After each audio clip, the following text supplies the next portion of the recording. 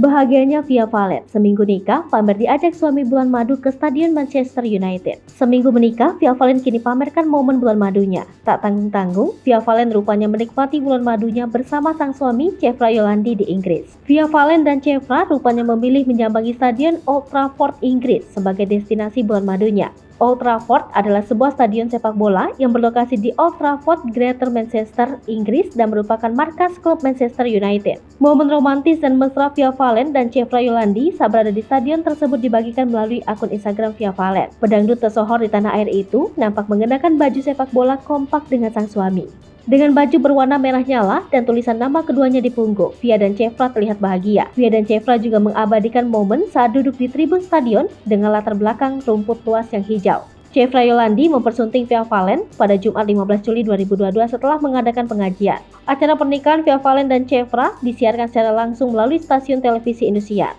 Via Valen dikenal sebagai seorang pedangdut ternama di tanah air ini sudah sah menjadi istri Chevra Yolandi. Akad nikah Via dan Chevra telah digelar Jumat 15 Juli 2022 pukul 7 waktu Indonesia Barat. Kemudian pada Sabtu 16 Juli 2022 pukul 10 mereka melaksanakan midodareni dan petang hari pukul 18.30 menjamu tamu lewat resepsi.